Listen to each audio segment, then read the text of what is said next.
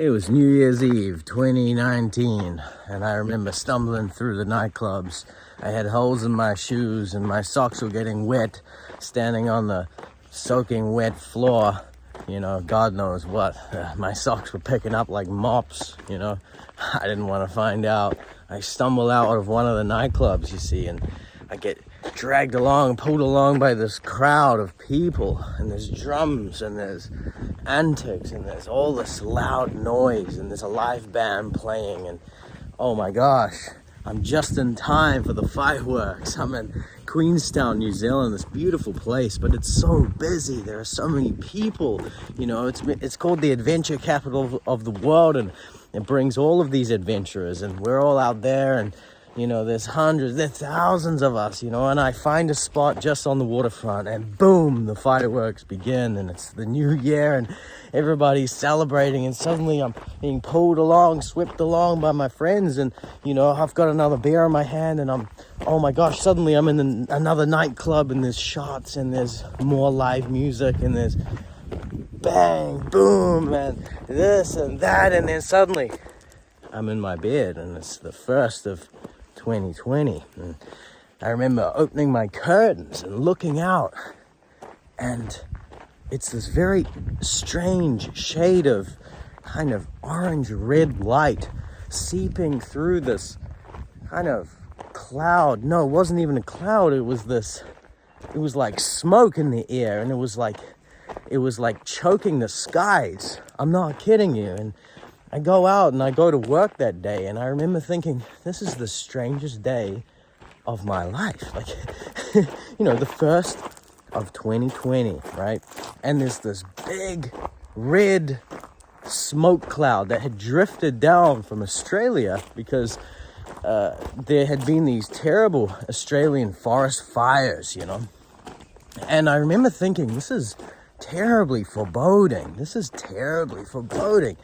What is this? You know, I'm a little bit of a, you know, I like to think about things in a mystical kind of way, you know, look at the signs and things like this. And I took that as not a very good sign. And, you know, I remember it must have been a couple of weeks later, people wearing masks up in where I was working, which was called Skyline, this very popular tourist destination, you know.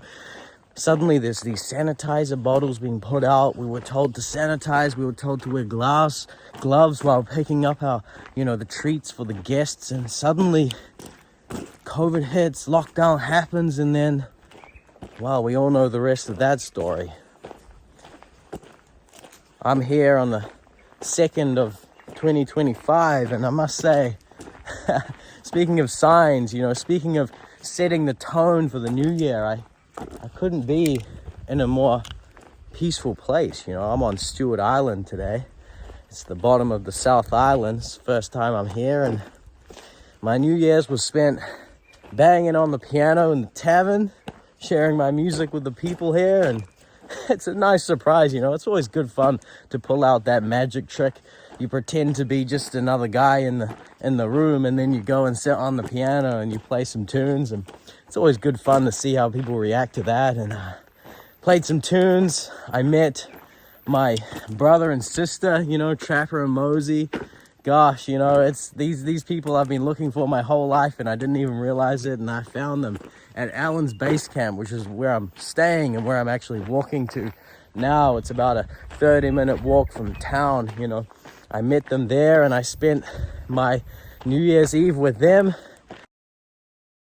Sorry about that, my phone ran out of battery. Where was I? I was talking about how I was whacking away on the piano there, playing some tunes on New Year's, and there was a folk band that was playing outside from 8 p.m. and then there was a bonfire, and it was so chill. It was such a great atmosphere. You know, there must have been at max like 60 or 70 people there. It wasn't this big crowd. It was just this lovely atmosphere, you know, bonfire, folk music, and that was my New Year's. And I walked back to Allen's Base Camp with Trapper and Mosey, having a very deep conversation about all kinds of matters. And, you know, I wished them good night and Happy New Year and went to bed at about 10:30.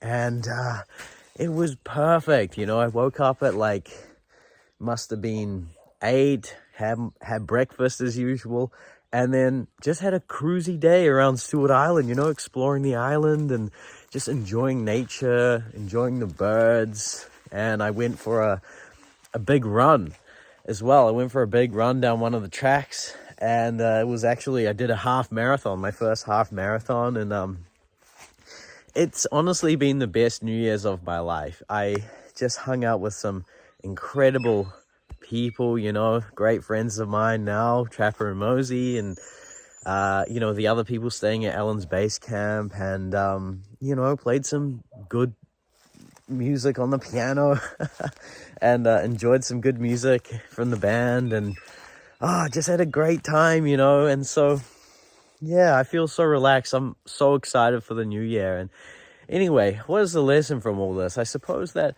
if you ever have a choice between one of those big crashing and banging New Year's with fireworks and all these crowds, and if you have a choice between that or a New Year's like this, where you're in nature with the bird song and just a really relaxed community and a bonfire and bit of good music, you know, definitely go for the latter one. Honestly, you're gonna set the tone for a wonderful new year full of blessings.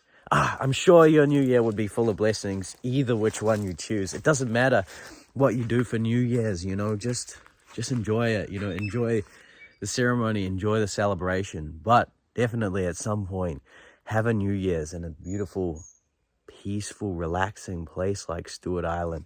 I can't recommend it enough. All right, good luck. See you.